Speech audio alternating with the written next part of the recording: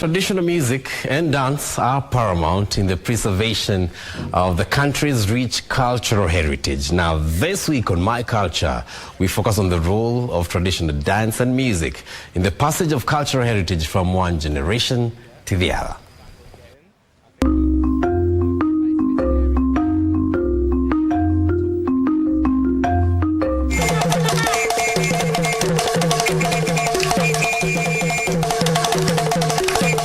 Traditional African music includes song and dance that have been performed over a period of time, down generations, as a form of worship, ritual, and entertainment.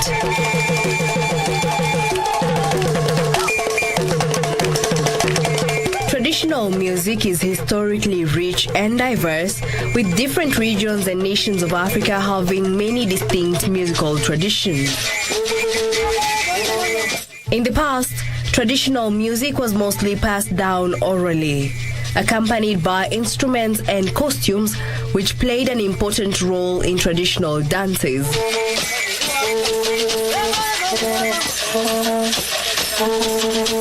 There's a big sense of urgency of trying to really preserve these things, trying to collect them, trying to document them, in different formats, including digital formats, so that we can preserve them for posterity.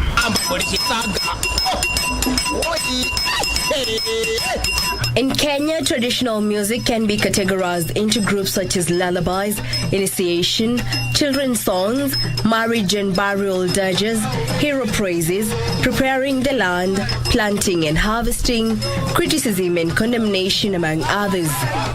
It's good to perform during the happy times, happy ceremonies, during the harvesting, during the bullfighting, during the circumcision, and during when the newborn baby. Hii dance yetu tunaita isuru, ambayo tunacheza wakati wa sherehe, mtoto akitahirishwa na wakati mtu akienda kuoa, ama ule mzee akifanya akiwa kwa rika yake anafanya sherehe. They were really kind of integrated in the community life. There was no such notion necessarily of performance, like now we are seated and watching you perform for us, It was a part and parcel of everyday life.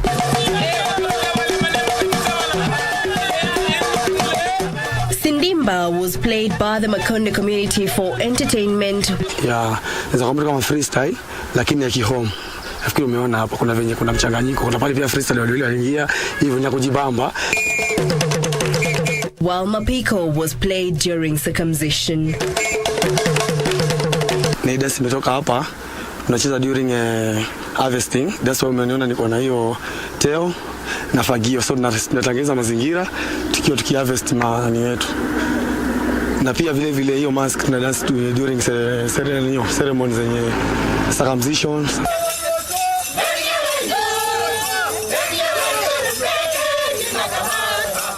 Among the Pokot community, song played a major role.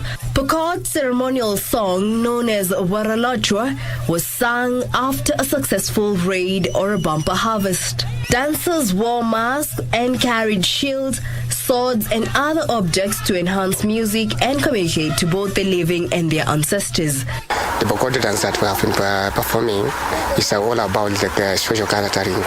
For example, they are celebrating after bumper harvest, and at the same time they are separating their animals that were raided.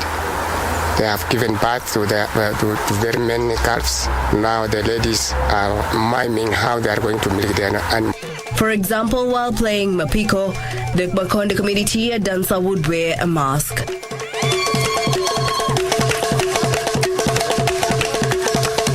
Wakipigwa ngoma, they have to come na wanitoe kitu kwa kichwa. Shelewa, mtu akitoonekana sasa huyu katika wale waliingia hapo huyu kidogo anakuwa ni jasiri. A variety of traditional musical instruments were frequently used, including percussion instruments, especially drums. In some instances, some communities preferred to exclude musical instruments, for instance, the Agikuyu community. Kikuyu sana hawajatumia hizo drums ama vitu zingine, but walikuwa wanatumia the kigamba. Ndiposa unaona wanaume, it was for the men only, wanafunga kwa mguu Sasa hiyo ndio drum yao na ndio inawapatia the beats, inawapatia the step. There were also varieties of wind and stringed instruments ranging from the simple mouth blow to more complex varieties of harps, flutes and lyres.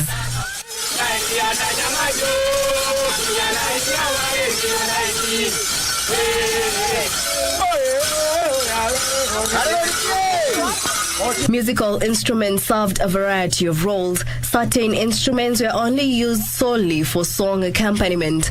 Others, however, served religious and social functions beside recreational applications or as accompaniments for dancing.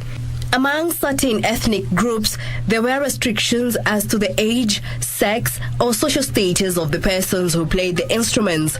Zenye mimi nilikuwa naimba nazo inaitwa ibirandi, ambayo mwanaume anachezea nazo, na ile pembe ilikuwa nasikia ikilia tunaita irongwe.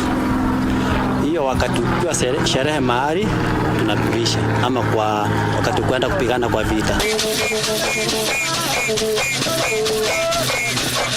The Abakuria community incorporated various instruments while playing various dances such as the Isuru dance.